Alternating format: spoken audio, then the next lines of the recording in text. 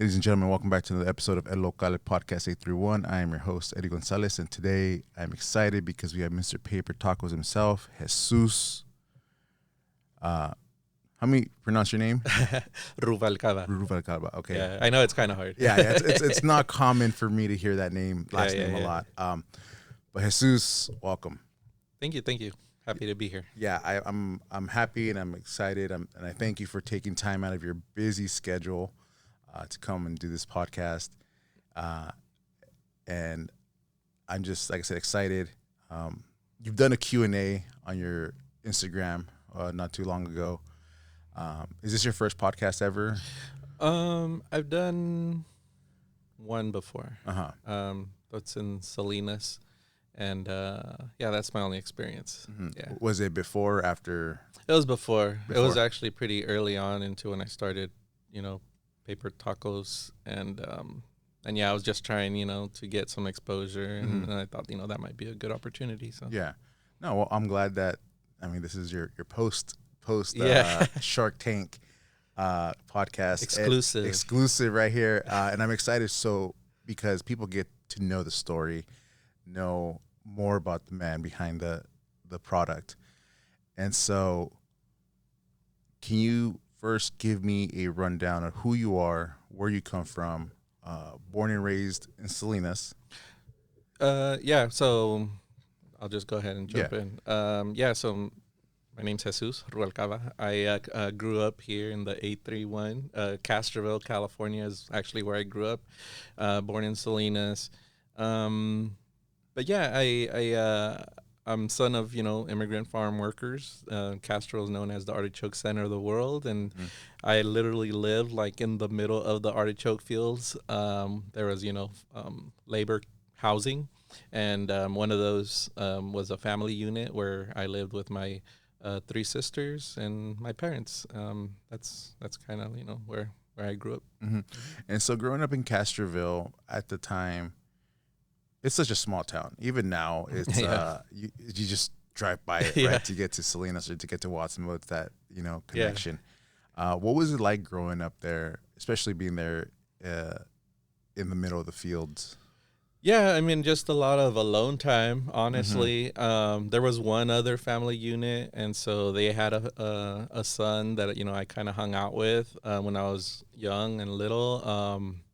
But a lot of alone time, and then it's coming with, three sisters. They kind of hung out, and so I consider myself as a loner, I guess. Growing up like that way. Were you the oldest or the youngest? I was the second to last. So there's four of us. So it's kind of on the younger side. So a lot of alone time. But I quickly discovered I had a good creativity, imagination, and a talent for drawing. And so that's all stuff that, I kind of like love to do on my own, and doesn't take a lot of resources, like drawing and things like that. Just a sheet of paper and pencil. That's all I needed, a notebook. And so I really, kind of zoned into that and started developing my talent at a very young age of drawing. Like at school, I was the person that was known as like the kid that could draw. And, people back then, people would cover, I don't know, their books with like paper bags. Yeah. And, they would ask me like, hey, could you draw like, this cartoon figure? And I'm like, sure. And I'll draw it on there. So, kind of developed that reputation as a kid. But yeah, living outside, I'm out in the artichoke fields. It's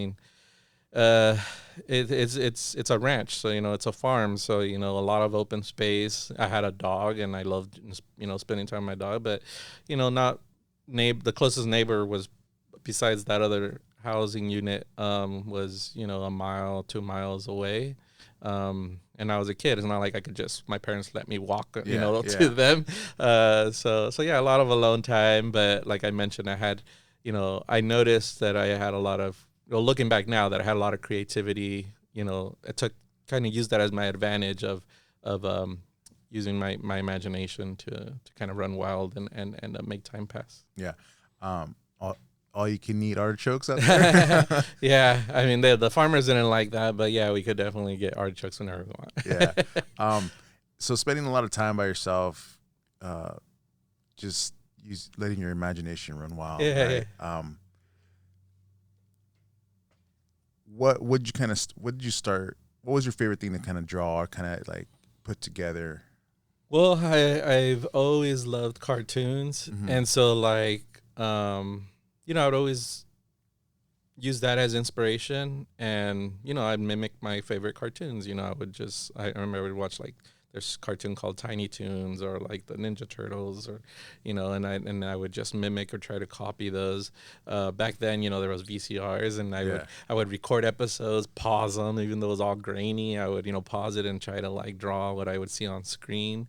That's kind of what I would do, and that actually led me at a very early age to be curious about like how do they make these cartoons, and so.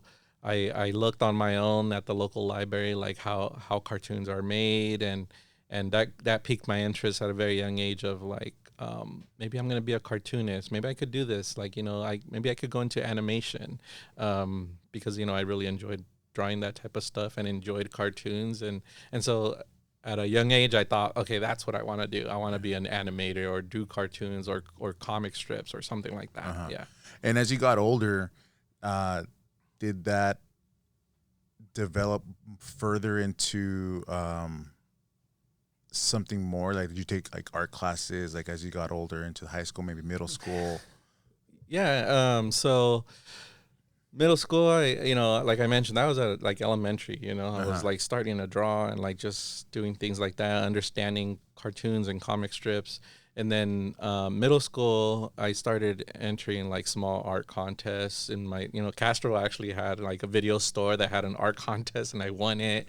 And so that like really motivated me into like, oh, you know what, I'm talented. Like before that, I would hear my parents like, you know, compliment my drawings or, you know, things like that, or friends. But to get some type of validation from someone who doesn't know me and win a contest, I was like, wow, like, you know, maybe I'm good, you know? Yeah. So that pushed me further to get, you know, take it more seriously. So like in high school, I made sure to take like all the drawing and painting classes I could take. But, you know, as a student in general, like my brain just didn't work that way. Like I wasn't a great student in high school. I was obviously very creative, and I had talent and other things to offer in that space. But in terms of like, you know, math and like English and writing, I just wasn't that good at that type of stuff. And so like my grades really failed. But in art and all that, you know, I was excelling. And so that, you know, I continued with my art passion in high school. But when I came time to graduate and like, you know, my friends were applying to colleges and universities, you know, I'm like, well, I guess that's what I do. 'Cause I'm the first gen. And, I didn't really know much about like applying to universities and things like that. I would just, you know, kind of tag along what other people were doing.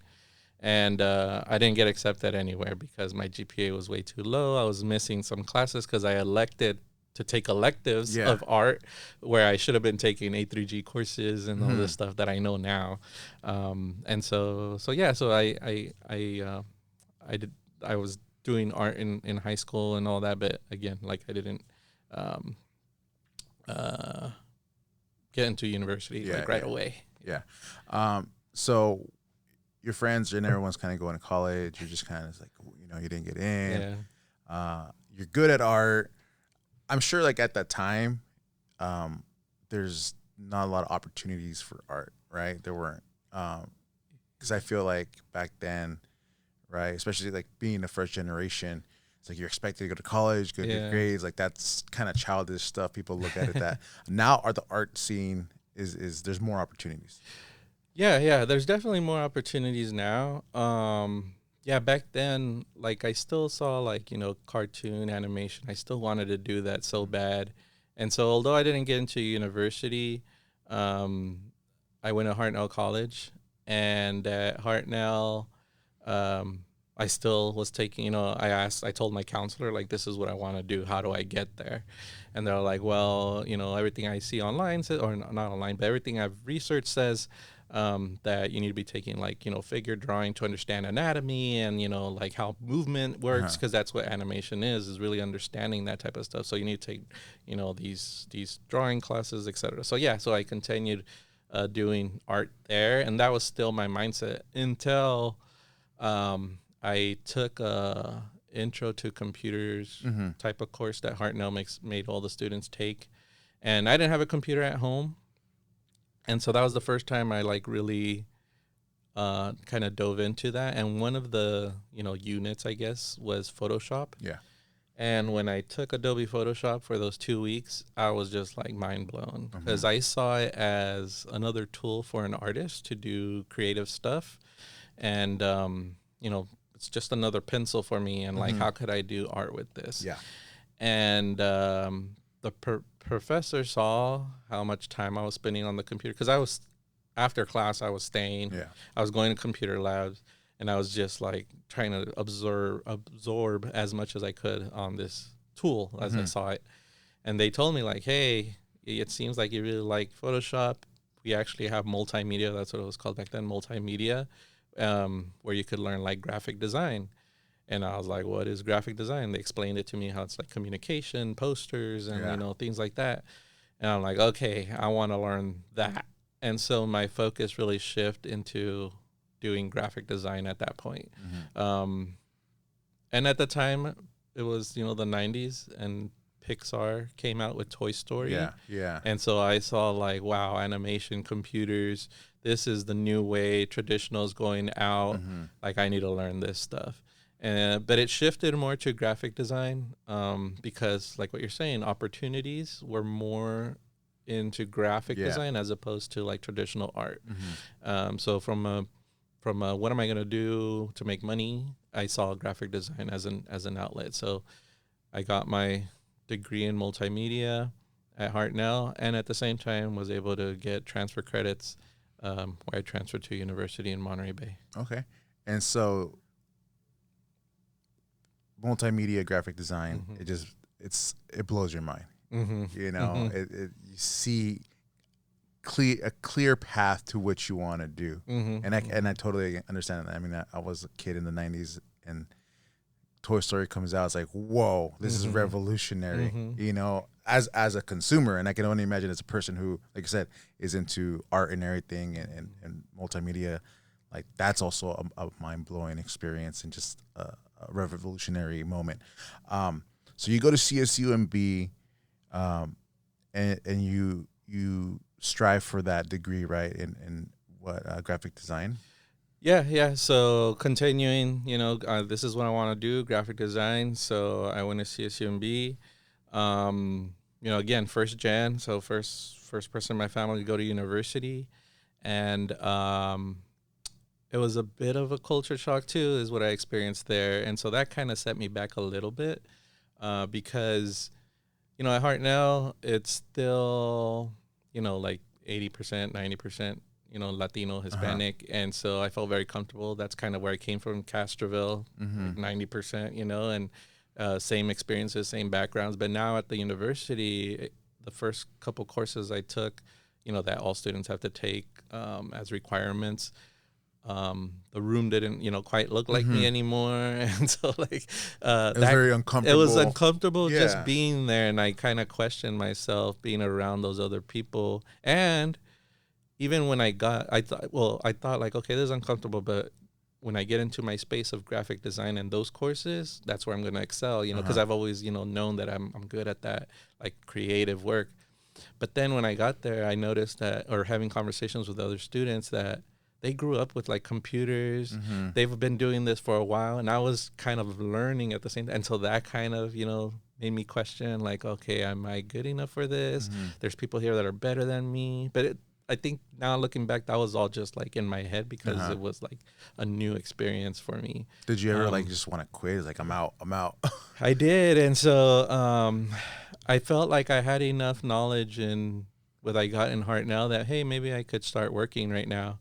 But at the same time, At CSUMB, I saw as an opportunity where, again, I was first in my family to go to college, and my parents always showed me, what you start, you got to finish. And so I just kind of pushed through that and finished at the university. Nice. How big of a support was your family, right? I'm sure they were a big support because, like you said, you start it, you finish it. But how difficult is that to be the first one to go to college? You kind of need help, but you can't really get the help from your parents because they don't really understand. They just know you're going to college. So how did you go through that? What was that feel, those moments? Yeah, so luckily when I was in high school, but I got the help a little bit later, there was outreach programs that I was a part of.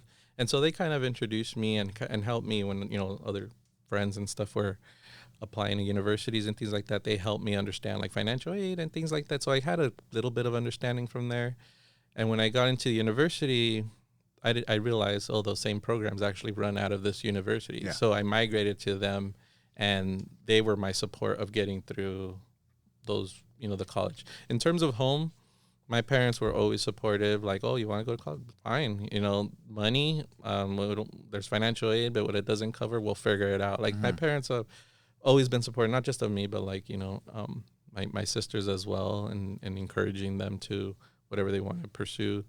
But yeah, you're right. Like they didn't really understand the process of like college and what it entails. They just know I'm going to school, getting an education, and that's a good thing. Yeah. So yeah, but most of my support came from those support programs. Yeah. Specifically, they're part of the federal government called TRIO programs, Educational Talent Search, Upward Bound, student support services, things like that. Yeah. Those are the ones that help me. So you graduate and you got your degree.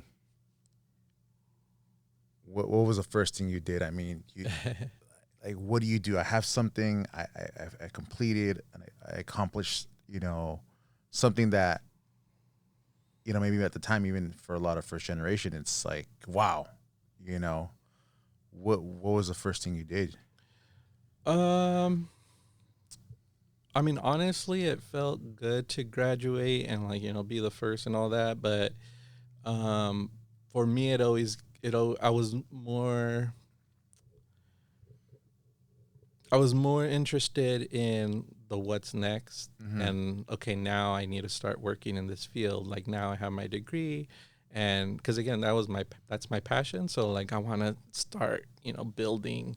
So I mean, I took the moment to celebrate, of course, but I was definitely ready to get into the workforce. And so I was lucky enough that the same programs that helped me kind of get through the university process hired me as a multimedia technician to help them with, their flyers and marketing material. And so they gave me that opportunity through the programs. And so that's where my career kind of started, was with those programs. Nice. That's awesome. You graduate and your university kind of hooks it up with the job.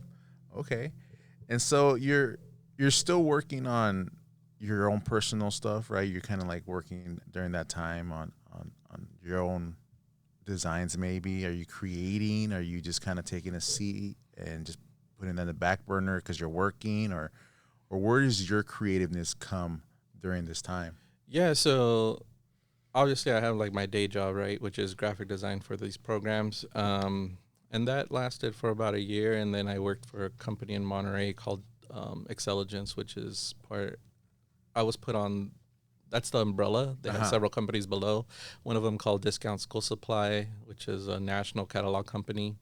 And so I was doing, that as my day job, designing the catalog and doing production work of graphic design. But for me, the creative side was I was doing freelance work. So I would market myself anywhere I could. I would design a lot of like party flyers. I don't know if you remember back in the day, like a lot of people that would throw like these parties at restaurants or bars or whatever they need to promote. So that, they create these like 4x6 party flyers, and I was known as the guy. If you got a party flyer back then, I probably designed it because I designed so many of those back then. And then also, local businesses, I would reach out to them and be like, hey, I'm a designer. This is what the services I could offer. Do you need anything like this? Business cards, whatever. And redesign logos, all of that stuff I was doing on the side from, my regular graphic design gig. And that was helping me to build my portfolio beyond what I was doing day to day. What was your early on struggles with your freelance work? Did you have any? Yeah, I mean, freelance isn't just creative stuff, it's a business. And so I didn't have any business training. So being underpaid, doing things for free just to get the experience, all things that I think early designers kind of go through.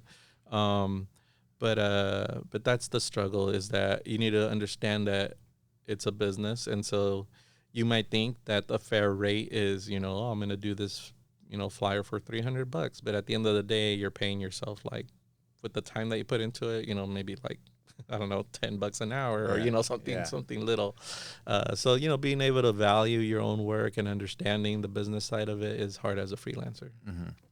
And did you do or take more courses or ways to better improve yourself? Because I mean, you go to college and you get that knowledge and you improve, but you also got to learn, right? Because you do stuff for free. And what steps or things you do to improve yourself more during that time?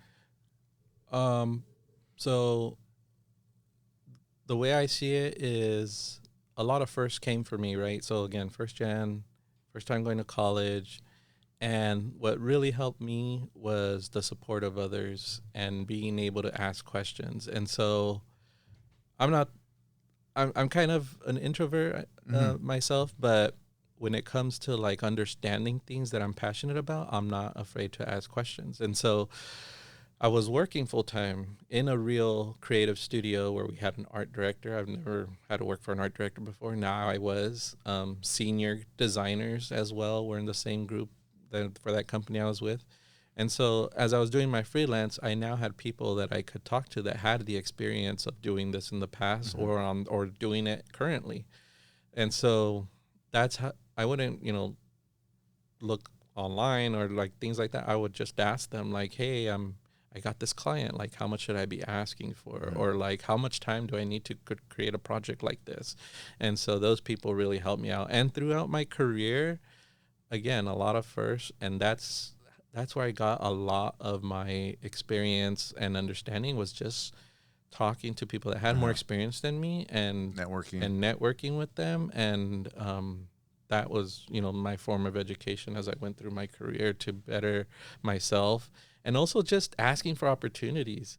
Even though I don't know the answers, I would, a position opened up, I'm going to try it because I want to learn about that. And so I would, put myself in positions that force me to learn and grow. Yeah, no, that's awesome. And so you're doing all this, you're in your 20s, right? Yeah, 20s, mid 20s, late 20s. And you're learning and you're working. At what point were you just like, I want to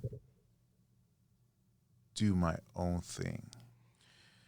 I've always kind of felt, I was doing freelance, and I've always felt like, oh man, it'd be cool, like, to one day have an agency, have my own agency and like have a group of designers and stuff like that. I've always kind of had that in the back of my head, but it wasn't until years later where, I felt like I needed a creative outlet again, because when you get into these creative positions, so I was working at Discount School Supply, and then I ended up working in Silicon Valley. I worked for eBay. I worked for Hewlett Packard Enterprise. And when you work for these type of companies, they have very strict brand guidelines that you can't deviate from. Like, these are the rules for creative. You can't step out of there because it changes our brand. Like, you got to stick with it. It's like they put you in a box. Yeah, they put you in a box, and the pay's good, but it becomes production work, not really creative work. Unless you're working like on the brand side, you might have opportunities to do some creative. But for the most part, if you're designing, let's say, emails or like web banners, they're very strict guidelines where you can't deviate or be creative. And so the company's great, you know, you get paid good money, there's good benefits and all that stuff. But if you're a creative person, you want to create and be, you know, do new things all the time. And so it came to a point in my career where I was like, man, you know, I kind of felt like I was losing myself in why I got into this space in the first place. That kid that loved to be creative and had this good imagination, all of that was being wasteful. Like, I'm just, they call them paint monkeys. Paint monkeys. I'm just a paint monkey. You know, you tell me what to do, I'll do it. Yeah. And that's crazy to think that, like, you would think like a corporation like that, you know, big company would help grow and nourish a creative mind. But it seems like it's just bland. You're in the box. Yeah, and it's not all companies. I mean, it just depends on the leadership of the company too. If there's design-led companies, then you're going to get more opportunities where the design team helps to build the brand and also nurture the brand and help it grow by doing creative stuff. That's a design-led company. But when you're with a company that's top down and all they care about is, like, you know, selling product and then creativity is bottom tier. Yeah. We'll get to that later. Right now, let's push this. So it depends the company you work for too. That's why, like, Apple is, you know, design-led company. They're even though lately I feel they haven't been innovating as much. They have a history of innovation because they're design-led. So that's, you know, kind of the differences. Really quick to kind of like touch a little bit on working in Silicon Valley. eBay, you said, right? What was the other one? Hewlett-Packard HP. What skills did you pick up there?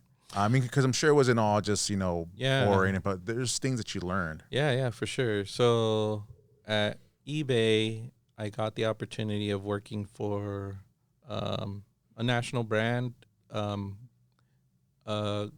of global, had some regions, but they're not really global. So working for an enterprise type of company, seeing the inner workings of that, the creative studio structure, all of that stuff I learned there. How to handle hundreds of projects per week with a creative team, I learned all that there. And then when I went to, because I got laid off there actually, and it was just because it's a company, not design-led, and so it's like, where can we save money? Usually creative's one of the first places to go, so they hired an agency. They let the whole creative team go, which was kind of sad, but it is what it is. And then I went to Hewlett-Packard, and man, Hewlett-Packard is where I really learned about global enterprise type of companies and how they're run. I was hired specifically for the homepage, and that's it. Like, homepage of Hewlett-Packard, me and 2 other designers and 1 art director, and we handled homepage for 60 countries, which was updated weekly. So every week we had to update 60 different homepages, and that was all our focus. And the company, when I mean global, and what I'm trying to express is that there's very specialized design teams. There's a person that all they do is icons all day, like an icon all day. Like, how many icons do you need, you know? But there's someone that does that job, you know? And like, for me, I was just on the homepage and I couldn't touch any other pages. And so it was kind of, you know, I was doing pages in other languages I don't even speak, and I don't even know if the stuff I'm putting on there is right, you know? But they gave it to me and they're like, okay, make it, you know? So it was a very eye-opening experience at Hewlett-Packard, seeing how a global company is run from a creative standpoint. And so that was really interesting. Also, from there I moved to the company split at that point. So what was happening is that Hewlett Packard was, again, a huge company, global. They don't just service also direct to consumer; they service businesses as well. But if you have one brand that's trying to service two different customer types, it gets kind of blurry. The brand gets blurry. So they decided, okay, let's split it. The old traditional brand will stay as HP, which will serve consumers. The new one's going to be called Hewlett Packard Enterprise. That's for businesses. Yeah.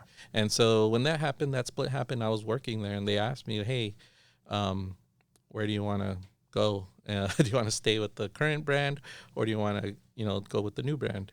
And I saw that as an opportunity too. Like, okay, well, if I go to the new brand, everything has to be built from scratch. New website, new identity, everything. So I decided to go to the new one, and that's where I started to get into like UX, product design, because that was all the stuff that they were going to have to do. And so my career kind of shifted, still being creative, but went into more like product design, and I went into Hewlett Packard Enterprise. Okay, nice. And I guess you learn these new skills, you're taking opportunities, and kind of going back to like figuring out if you want to do something on your own. Yeah. At some point where you're just like, this is not what I want to do. Yeah. I'm kind of like bored, I guess, because you want to be more creative. Yeah. So that's kind of what happened there. So I went to Hewlett Packard Enterprise. I still was feeling kind of unfulfilled with the work, even though I was trying, because I saw it as it's a new brand. I'm going to be able to create new stuff, which that helped a bit because we were building new stuff. But at the same time, I kind of still saw it as like I'm building for someone else. So I actually went back to school to help my creativity, and I went into advertising and art direction. I got my master's in advertising and art direction from the Academy of Art in San Francisco. Amazing. And that helped me during that time, because I was doing, assignments, and it was completely different from my day job, and that was my kind of outlet. And so it was at that time where I was getting my master's, and as soon as I graduated, they made me an art director, and I kind of went back again to that same space of like, okay, what's next? Like that was actually like my dream goal of when I went into graphic design, is like one day I want to be an art director for a big company, and I did it. I went back, got my master's, I graduated. As soon as I graduated, the company made me an art director, and so I was like, okay, like what's next? And at the same time, this is when I was with my girlfriend, my wife now, and we went to a local fair in San Jose. It was for Frida Kahlo's birthday. And an artist there, was selling prints of like these Mexican saints, just as prints, like posters and stuff like that. And one of them said, like Sana Sana Colita Rana. And I just remember like, oh my God, that's so funny. And, I remember my mom saying things like that when I would get hurt or whatever. And just on the spot, just kind of playing around, be like, oh, that'd be a funny like greeting card. And when I said that, my girlfriend or my wife started mentioning other things that could potentially be greeting cards, and we just started rifling off all these ideas, and then we, it was just like one of those moments, spontaneous, like ideas that come. But then that was kind of it. It was just that moment. It wasn't until later that the idea kind of stuck with me, okay, like I'm going to produce a few cards just to see, like what's there. I have the skills. I know about, print design and like all this other stuff. So why don't I try it out? And that's kind of where the idea for Paper Tacos originated. What was the first card that you created? Yeah, so the very first card was a card that said Sapo Verde to you. So I remember like growing up, my dad or, family would sing happy birthday to you. But they would, instead of saying like happy birthday to you, they would sing, Sapo Verde to you. And I thought it was just unique to like my my family, but I remember going to friends' family's house, and their parents would also say "sapo verde" to you. I don't know why or like where that comes from or how they all know to say that, but I do know that that's something that we do in our culture, or like or Spanish speaking households. They sing that version, and I don't know why, but that was one of the first cards that I did, was the "sapo verde" to you card, and it has a little like toad with a birthday cake, and it just says "sapo verde" to you. That's neat. And so you're messing with it, you're creating it. You're still working, right, for that company? Yeah, I'm working for Hewlett Packard Enterprise when this is all happening. And at what point were you just like, you know what, I want to create greeting cards? Well, first, like, why greeting cards? Well, again, like, it just felt like natural, like sana sana colita rana. I was like, man, that'd be a great get well card. And I started noticing, like, man, as from a cultural standpoint, there's so many things that we do for celebrations that are unique to us, and why can't we, why don't we see that because there's Spanish language greeting cards, right? Those existed for over 20, 30 years now. But when you go look at those at the usual places you go, a grocery store or whatever, they're either overly religious, or the sentiments don't kind of feel natural to the way that Latinos or Hispanics sense of humor is, and things like that. It feels forced. It feels like forced. Almost, some of them almost like they could be translated from another language. And what happened is, okay, I had this creative, creating greeting cards just for the sake of creating them, not really thinking of a business, until I went one day because I was going to buy a card for my mom. And I noticed all those things as I was standing there. Before, it was just like something fun, like, oh, this is a fun, birthday card that's, close to my culture. But then when I went to shop for a card for my mom, I noticed all those things. They feel kind of forced, overly religious, kind of outdated, not really communicating to the younger youth. And so I saw a business opportunity at that point. I saw that, business is all about like fulfilling a need for a problem that exists. And so I saw that as a problem. Like, okay, if they're targeting Hispanics, Latinos, whatever, under the umbrella of Spanish, that's what I saw, is that they're trying to communicate to this group just by making their cards in Spanish, but they're missing the cultural nuances. They're missing apart from even the language was, we speak differently. The language, the food, the music, all that stuff's missing from all these cards. So why not create a line of cards that includes all that stuff? Could be in Spanish, could be in English, but has a touch of, the cultural nuances that are lacking from these cards. And that's when I saw the business opportunity, and I said, okay, maybe there's a business here, and I'm going to see what I could do with it. Okay. And when you decided to do this, you're still working? Yeah, so I was still working. At this point, I had moved to another company called ServiceNow. They hired me as a manager of product design. I had a creative team that was working for me. And at this point, I now had, sold my cards at like farmers markets and things like that. I was starting to get people's feedback and seeing that, okay, there is something here, because people love them. They were laughing out loud, people crying when they would see certain ones, because it reminds me of my grandma. Like, all these emotional responses, I knew I had something. So I grew it as much as I could. Started selling in some boutique shops, gift shops, wholesale. And then Vallarta Supermarkets reached out to me, which is a regional grocery store here in California. They have 60 locations now. And at that point, when I said yes to them, like, okay, I want to sell with you guys, my life was kind of getting crazy, because I was working 9 to 5. I would eat dinner. By the way, I have kids. And so, like, spend some time with the kids if I could, and then jump back onto the computer and it's like not enough time in the work day. Work till 1 in the morning, on the side hustle, which was now becoming more than a side hustle. It's like starting to look like a real business.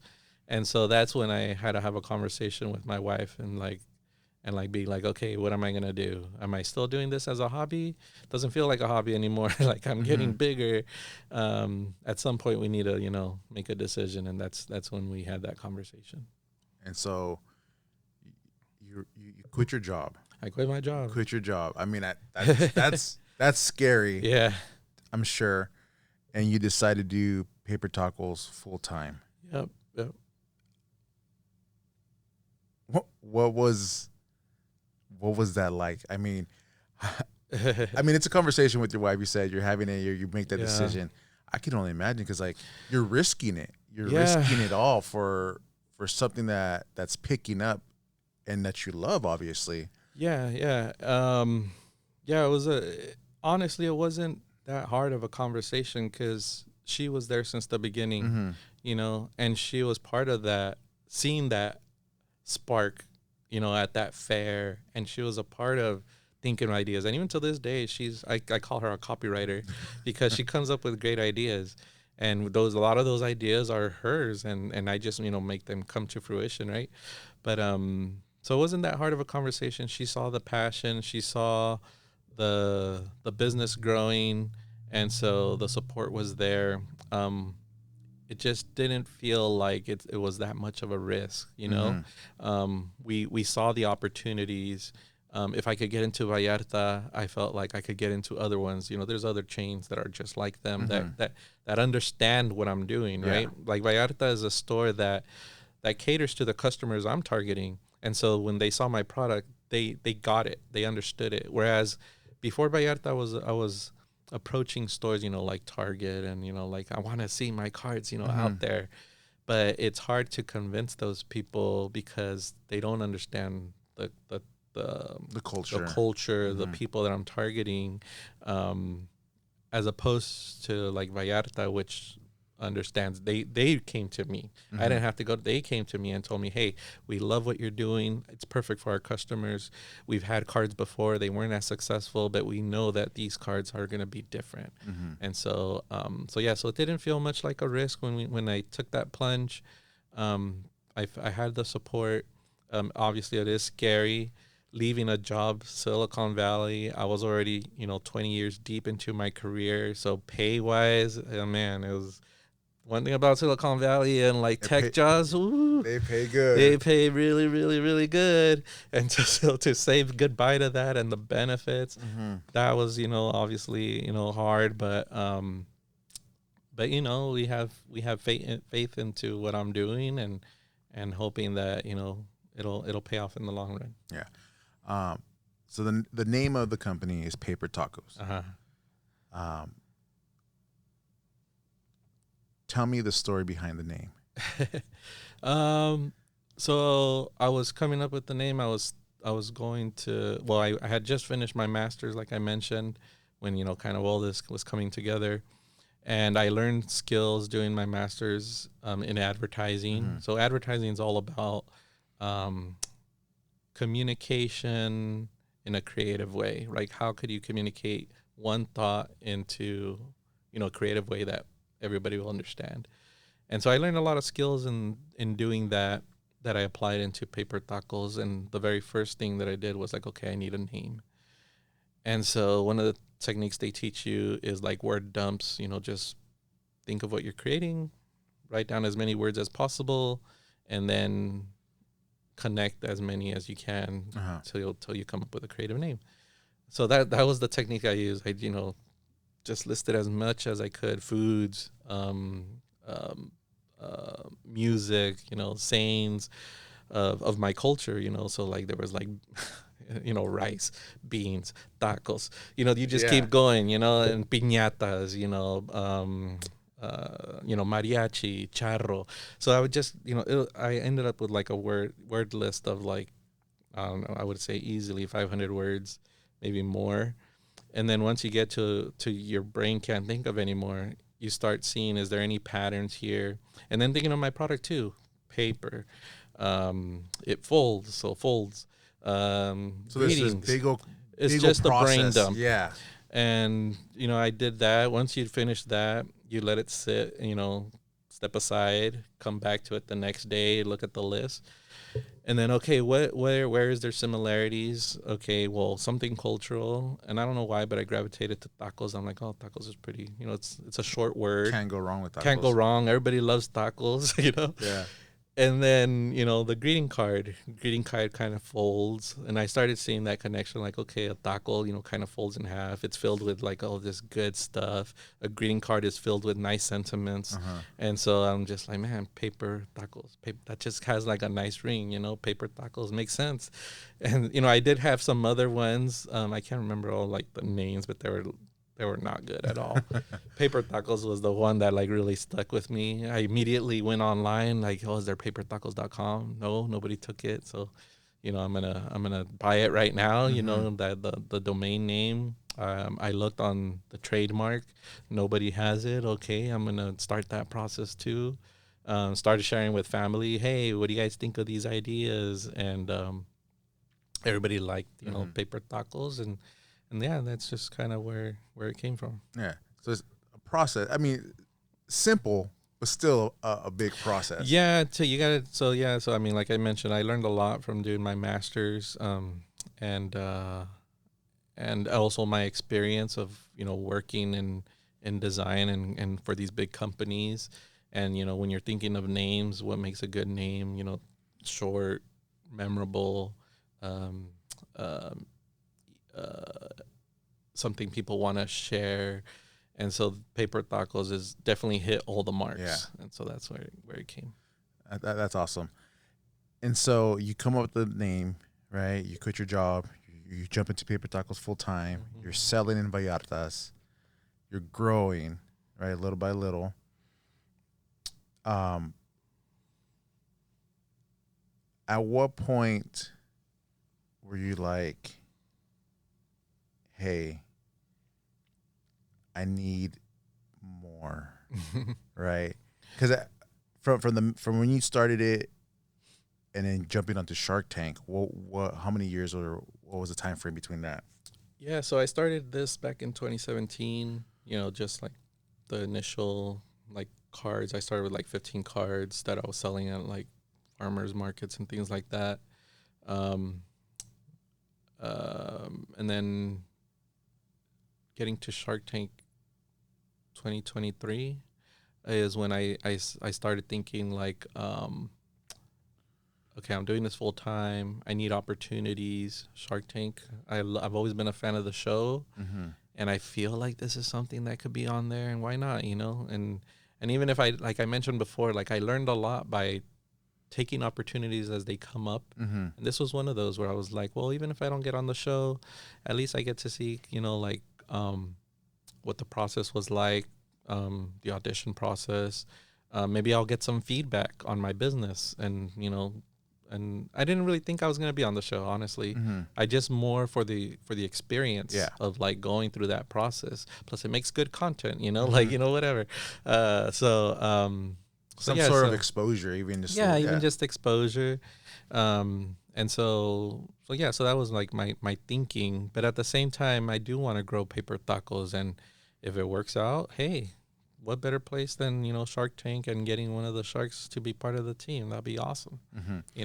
So 2023 is when you were on the show? No. So it was because the show just came out recently this year. Yeah, so 2023, I was when I started thinking like, maybe Shark Tank is something that would be good to try. And what was how did you apply? What was that? Yeah, so I actually auditioned in 23. So they have audition locations. This is all public stuff you could find online. You just go to cbs.com and it tells you which cities they're going to be at. So they do live auditions. And however, if you can't go to a live audition, because they're usually like, in LA, Chicago, New York, these big cities, Las Vegas. If you can't go, you could audition through a video audition. And so that's what I did. I'm all like, okay, well, I have a family, I have things going on. I can't just be like going away for the weekend. So I'm just going to audition online and submit a video. And that's what I did in 2023. And yeah, it did. And I didn't get it, I did get a initial producer reach out to me just kind of to hear my story, but it didn't go any further than that. Yeah. Okay. So I was like, all right, well, I did it, and nothing happened. Okay. And so nothing happened. It was just kind of like you shot your shot. I shot my shot. Didn't happen. I saw, the process, because you had to. They have certain guidelines on their website that submit a video, it has to be this long, talk about these topics. If you were to pitch, who would you go for, and things like that. So that was all fun. I got a chance to speak to a producer, like I mentioned. They asked me a few questions about the business, and yeah, I had that opportunity. I didn't get on the show for that season, and then I still had that that itch of like, well, I want to grow the business, and I'll try again next year. I did kind of have that in mind. So you tried again. Yeah, so I tried again next year. Same thing. I'm not gonna go nowhere. I'm gonna submit a video. But this time I put a little bit more effort in, because last time, 2023, I think the deadline was like, it was like in 2 weeks or something. And so I just put something together on my phone and like whatever. But this time I had a little bit more time in 2024. So I'm like, okay, I'm going to submit something a little bit more polished. My office is actually in Salinas, right near downtown. And, downtown Salinas has like that sign on top. I'm like, oh, that would look nice in the background. I could introduce it that way. And so it's more, I spend more time. Again, what I learned in advertising, I'm like, I'm going to treat this as a production, And so I planned out an outline, a script and everything, and storyboarded it and made it all come to life. And so my video was, I felt really, really good about it, and I think that's what made the difference. Nice. And so second time around, you get the call, right? Yeah. What was that initial like, hey, you're on the show? What was that? Yeah, so there's a whole process. I really can't go into like too much about like behind the scenes, because they make you sign all these NDAs and stuff about like the production. That's their copywritten material. But yeah, I could talk about like how I felt. So like, when I submitted the video, they call me and they're like, hey, we want to move forward with you. Of course, I was like excited. Surreal. I was surreal. Honestly, like that day, I it didn't really hit me that day. In my head, I was still like, yeah, right. They said to me no before, and this is just them, maybe they're still interested, but it's still part of a process. Like, yeah, right, I'm not gonna be on the show. But when it did become real and they're like starting to invite me to go film and all this stuff, that's when it's like, okay, this is real and I need to be ready for this. So yeah, I was super excited. You can't tell anybody. Yeah. Like the only person I could tell is like my wife, obviously, because I can't tell her like, hey, I'm gonna disappear for like a weekend because I need to go to LA. So yeah, that's the only person I could tell. But everybody else, nobody knew nothing, and I was like, it was killing me inside to like tell people that this was happening. But yeah, it's still a process throughout all this. There's still a chance that you won't be on the show.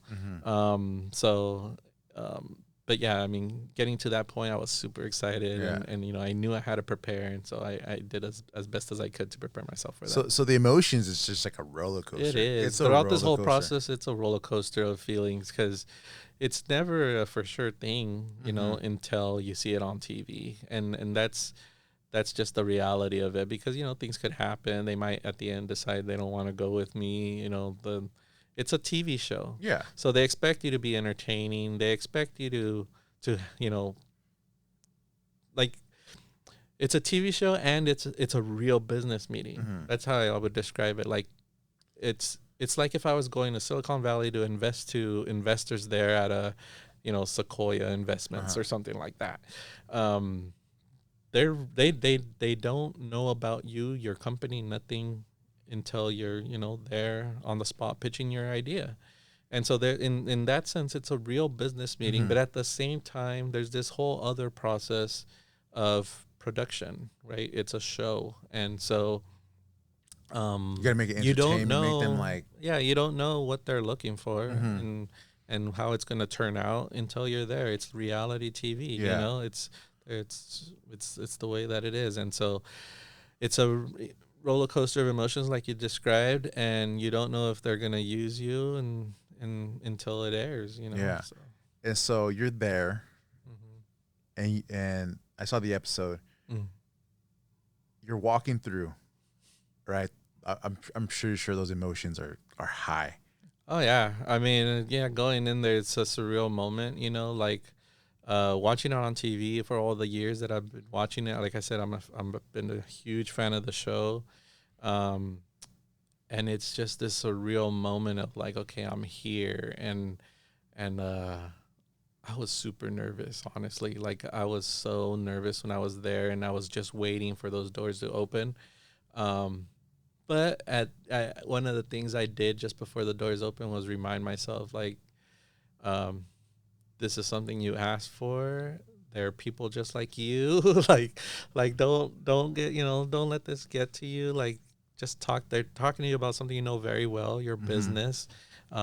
Just go in there and hope for the best. And that's it. And you're there, and like I said, like it's live, right? People have already seen it. It's all public information. When it aired, that was the first time people saw it, right? And from when it aired, I mean, you obviously recorded it before, and you're watching it live. What was going on with your phone? I bet it was blowing up. Oh my God, yeah. So I actually had a watch party with my family because once I knew it was gonna air, then I'm able to, like, tell people, like, hey, I'm gonna be on the show, and I wanted to make sure to celebrate with people that supported me from the beginning. So my family has always been there. My business partners, so like my printer that helps me print the cards, I invited them. My landlord of the building I'm in has been very helpful for me and seeing me grow. So I invited them. And it was also going to be, like you said, the first time I'm watching it. I knew what went on in there, but I don't know what they're going to use to make it entertaining, So it was my first time watching the edit. And so when all of that was going on, it was interesting to see, what made it on the show versus what actually went on in there. And as in, I'm watching it Pacific time, but you got to remember they show it on prime time on East Coast as well. So before we were watching it, my phone was going crazy because East Coast was airing 3 hours ahead. Yeah. And so, like, my phone started blowing up. And of course, I was kind of preparing for this. I prepared my website, made sure that I had, deals going on, made sure that I had copy that said, hey, saw me on Shark Tank, like, go and, see the products you saw on TV. And so, yeah, it was crazy. And I use Shopify for my e-commerce site.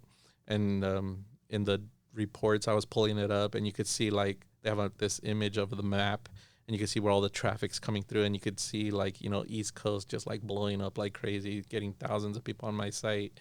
Yeah, that was crazy, and getting orders and things like that. And I don't know if you're familiar with Shopify, but it has this, like, the cha-ching sound every time you get an order, and it was just going crazy, cha-ching, cha-ching, cha-ching. I'm like, oh my God, this is crazy. People reaching out right away, and my email was blowing up. Yeah, it was just a very, very interesting, awesome moment. Yeah, no, that's awesome. And I saw this episode, and for me, it's always exciting to see a local person, being on there. Cause like, oh, dude, because Selena's like, whoa, that's like right up the street, So it was very exciting. What was the deal that you got? Because at first it almost looked like no one was gonna pick it up. Yeah. So it was 120 for 25%. I think I went in there. I'm trying to remember. I think it was 10%. I wanted it to start off. I mean, it's a negotiation, you know. So I knew that going in. So start low, and hopefully they'll go for it. But yeah, the advice they gave me, what you saw on TV, so I went in there hoping I would get either Kevin or Daniel. Kevin, because he's already in the space of greeting cards, already has a large database of people that I would be easy to get in there. But unfortunately, he saw it as something that he couldn't get into because he's already invested somewhere else. Yeah. Within the space. Daniel, he's from the culture, understands it, already in a lot of grocery stores, and so I thought like he's the best, one also to get. And he was the one that was willing to negotiate with me, but he just wanted more. I already had in my mind that the most I was going to be giving away was 25%. If it goes any higher than that, I just couldn't make the deal. Yeah. And so he wanted, 30%, and I was at 25, and I just couldn't budge from there. And it didn't seem like he was going to budge either. So, yeah, so I thought, like, okay, I don't think I'm going to make a deal. And then Mark just, like, swooped in at the last second and was like, okay, wait, what do you want? And I feel like he saw, like, okay, this guy has already built something on his own. He's working on making it bigger, regardless if he gets a deal or not. I feel like that's what he saw. And for him, he just, I think what he saw is like, he's gonna be successful regardless. I'll help him out with some money, and I'll in turn make a profit. Yeah. So that's what I think he saw, and it worked out. At the end. Yeah, no, because when I was looking at it, I was watching him like, even though I already knew you got the deal, you're still watching it. That entertainment's like, oh man, dude, like they're just like. They're not budging. Yeah. And here comes Mark Cuban's right away at the last minute. You know what? Yeah. I'll make a deal with you. Yeah, and it was awesome. It was just quick. And at that moment when like Daniel was stuck on the 30, in my head at that moment I was kind of already thinking like, man, I already made it this far. Like this is already a win for me. I'm gonna be on national TV. Hopefully, I'll be on national TV. And that's going to give me exposure for me and my brand, regardless if I get a deal or not. So, like, these are things that, like, in the moment, like, that was going through my head, And when Mark came in and he was like, wait, how many stores are you in? Could you get into more grocery stores, you think? And the truth is that I was already talking with other grocery store chains to get my cards in there. So I'm working already to grow the business regardless of this deal. And so when he was asking me those questions, I'm like, it took me 3 months to get into Vallarta. They came to me, but I'm working on other ones. And he just swooped in, and I'm like, yeah, let's do it then, Yeah. Oh my gosh. That's amazing. Yeah. I mean, it's surreal. It's still surreal to this day. Like I can't believe it. That Mark Cuban, a billionaire, is a business partner of mine. Yeah. It's just crazy. Yeah, no, I can imagine. Just, you're a kid from Castroville. Yeah. You're growing up, you're creative, and you've got this experience working in Silicon Valley and going to college, being a first generation, to be at this position to where, like, you're right, you got a billionaire partner, that's exciting. That makes me feel happy that that someone from the area, Selena's our neighbor, like, bam, Yeah, and like I said, I've gotten a lot of support since then. Even before then, there's people that have been, because even before the show, I had already like 20,000 followers on Instagram. People already were loving what I was doing. Local speaking engagements at the schools were already happening, but this just helped to amplify all of that stuff, And so, I'm being invited. I've been invited to like career days, and like, some outreach programs have reached out to me, the same type that I was a part of when I was in high school and college. And so, it's true. Like, I don't see myself as like, someone like inspiring or like whatever, but my story is relatable in the sense that there's a lot of first generation students here in the local area, a lot of people that come from farm working families. And so when I go talk to some of these students about, the same stuff we're talking about here, after the teachers have them write like thank you notes, and a lot of them are like, oh, it's awesome to hear that someone from the area and like the things you've accomplished, you're making me think that, maybe I could do something like it's, I don't see myself like as an inspiration, but hearing those things, like I see how someone's experience could help to inspire someone else, and that's also very rewarding. Yeah, no, and that's awesome. I mean, like I said, you go to these career days, you talk to these kids, and that might, just knowing that someone from their hometown, someone from this area, made it. Yeah.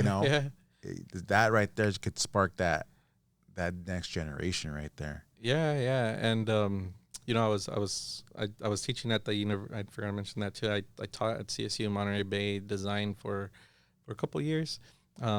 I just actually, this last semester was my last semester. But even there, a lot of the students at CSUMB are from the community, and so when the show aired, it just happened that I was teaching, and so they got to see that as well, and so that was also another awesome experience. I actually had a couple students that were from Castroville, and so them seeing that and me being there and my experience, like it was also another motivation for, I think, for some of them to see that too. Yeah, no, that's awesome. So now, right, the show aired, everyone knows your business, you're partnered with Mark, it's growing, and you go from being busy to being a little bit more busy. Oh yeah. I mean, I'm at a crazy state right now where it's super busy, but I'm still small. It's me. I have my niece who helps me. She's on payroll. I just hired an intern recently who's helping me with some design work. But I'm still doing like the day-to-day business stuff because I'm not at a point where I feel I'm getting enough revenue to hire someone to help me with that. So I'm at this growing pains type of space where it's like, okay, am I ready? No, not quite ready to hire someone. But it's just crazy busy. And what's hurting me or what's killing me is the creative, like I want to design new. I have a list, a list of ideas for greeting cards that I want to produce, new stuff. It's just I don't have the time right now, and so I'm working with more freelancers. And the freelancers do great. They help me produce new cards, but I could only convey my image so much as an art director, creative director. Like, this is what I want to design. This is what I want to convey. But they're doing it in their style, obviously. Yeah. But I know that that my cards, my designs, are actually the ones that sell the most. Even though they're the ones that are creating I'm trying to convey my vision through another artist. It's just the style. I don't know, for whatever reason, my style is simple. It's vector based, like very, very, very simple illustrations, very simple copy, and for whatever reason, people like those cards.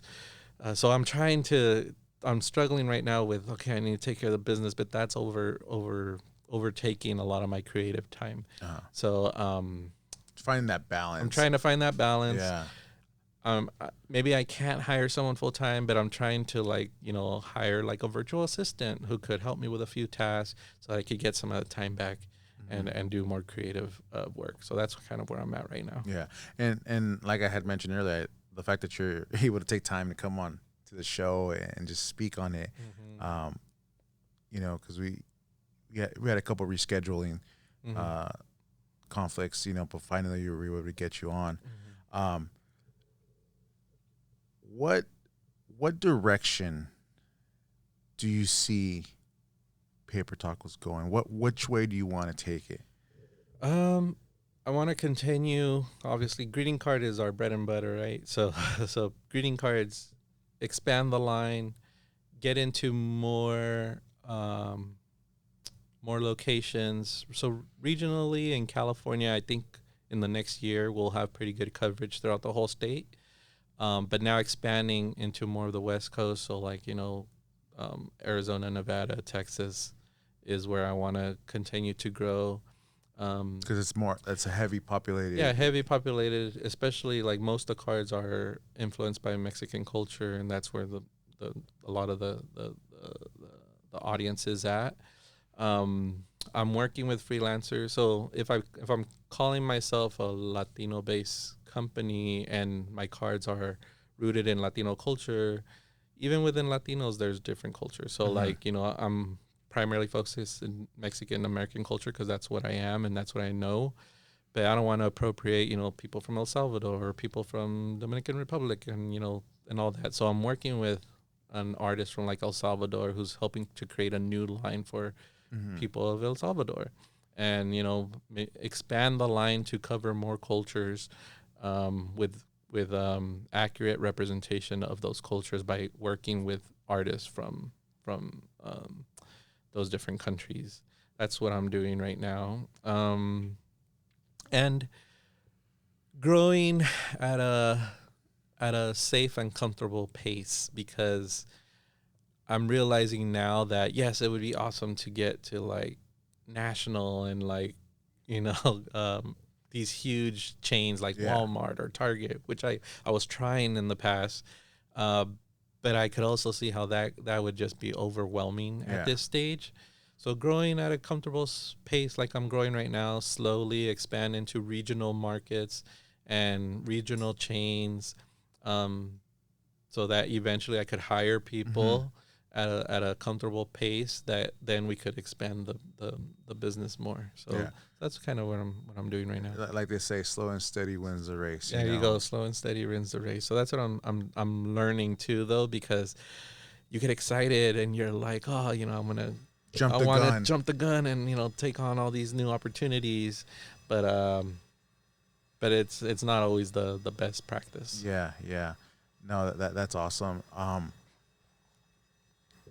The the direction that you're going, and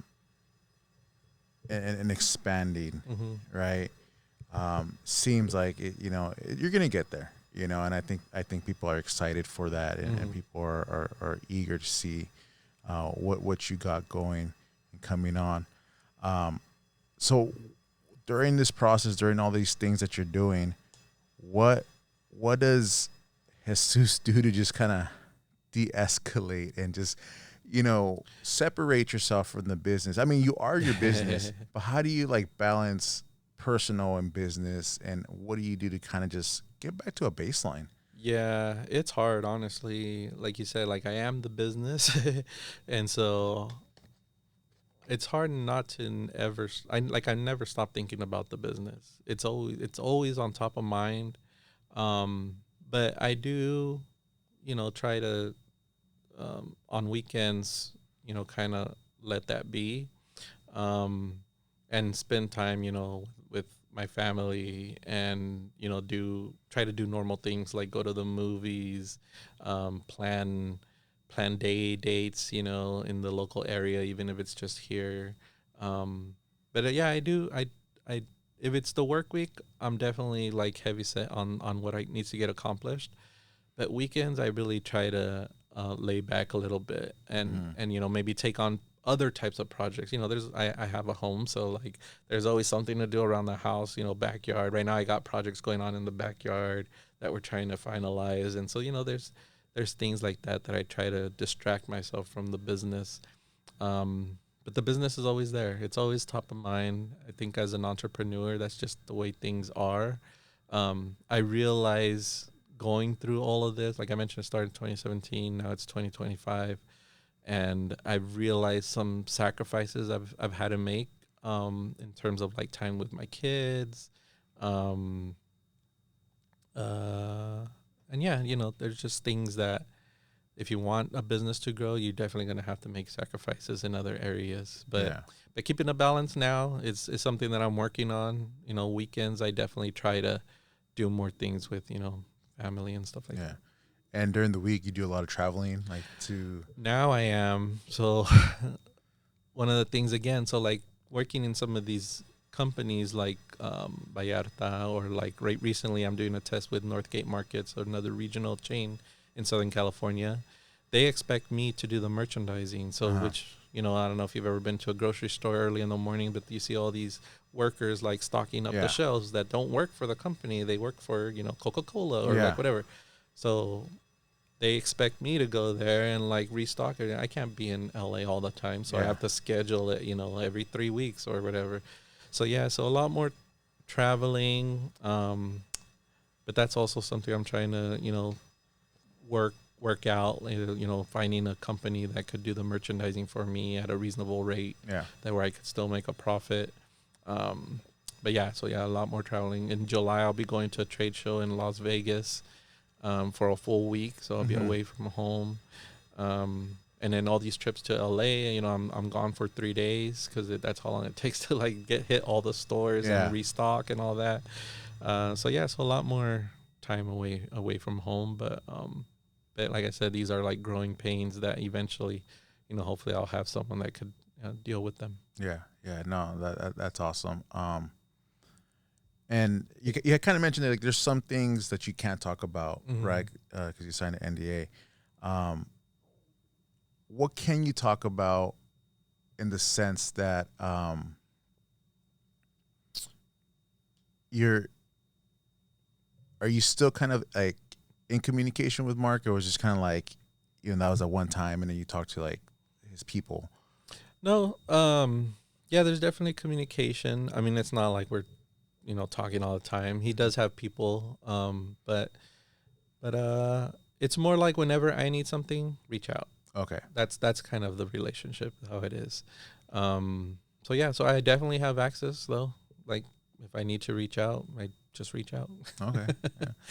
Well, hopefully, when you start branching out into, Texas area and, like maybe Mark could, hook you up and take you to a Mavs game or something. Because I know he's still got a little bit of ownership there. That's awesome. I usually ask people, right, towards the end of the show, what advice do you have? What advice do you give to someone, in your shoes, doing the same thing, or business-wise, art-wise, or just in general, like advice that you give that Jesus leaves the world? The words of wisdom. Oh, man. From a creative standpoint, early on with paper tacos, when I started with like those first 15 cards or whatever, I made sure to put it out there for people to see and expose the work. I feel a lot of times, and what I've seen a lot of times with creatives, is they have a sketchbook filled of ideas that never get seen by anybody else. And if you're passionate about your work, you have to share your work. So share it often, share it early, share it with as many people as you can, because there's always going to be an audience for the type of work that you do. You just got to find the audience. They're out there. You just got to put your work out there and people will find it. So that's one piece, is as a creative, don't be afraid to share your work. And if anything, you'll get feedback, that you could incorporate into it. The second thing, like I mentioned earlier, a lot of the opportunities I've got have just been because I put myself out there. And so you're not going to have all the answers. Don't expect to have all the answers for anything that you're doing. Just put yourself in the situation. You'll learn as you go. Ask people questions, and you'll figure it out. I don't know what I'm doing. I've never been a business person. I'm learning as I'm going. I've never worked in merchandising or retail and all this stuff. But luckily, I've worked, I let people know that I'm communicating with, like, let's say with Vallarta, hey, it's great that you want me in all 60 stores, but it's my first time doing this. I might not understand all the terminology and acronyms that you use, but help me, understand it. they were kind enough to be able to work with me, understanding, because I did share with them my experience and that I don't know much. Now I've learned so much with working with them that when I go to a new customer like Northgate, um, I understand the world now more, and it's all just because I put myself in the situation. I mentioned that I'm vulnerable and willing to learn, and that has helped me immensely throughout my career. Not just with this experience, but even in graphic design and everything else has helped me immensely. Nice, yeah, no, that's awesome. Where can people find Paper Tacos greeting cards? So you're at Vallarta's? Yeah, so papertacos.com is, you could definitely order there direct from me. And Vallarta Supermarkets is, they have 60 locations throughout California, mostly Southern California, but they're here in Watsonville, actually, and Salinas. So they're starting to expand into new locations. But let's see, where else? My website has a tab on there. It says where to buy Paper Tacos. Yeah. It has all the locations. We're currently in over 400 stores now, and growing every week. We're getting new wholesale customers, so that's probably the best place to see where you could buy. Yes, awesome. And on Instagram, what's your Instagram? Paper_tacos. That's where you could find us. All right, you guys heard it here, right here. Mr. Paper Tacos, Jesus. Ruvalcaba. But he was on Shark Tank. If you guys haven't already, go check out that episode. It was episode season 15. 16 episode. 16. Yeah, 16. So go check it out. It's a great thing to watch someone local, being on that show from the 831. Mm-hmm. So Jesus, again, thank you very much for joining us. Like I said, I know you have a busy schedule, and thank you for having me. That you took that time to come on here and share your story. Mm-hmm. And I hope that someone watches this and just gets inspired. I mean, because I'm inspired, to continue and to grow and just put myself out there like you have. Yep. So thank you again for joining us, guys. Jesus right here, Mr. Paper Tacos. Go check it out. His website, Instagram. Want to thank you guys for joining us this episode, and I'll catch you guys in the next one. Thanks, Jesus. Thank you for having me. God bless y'all.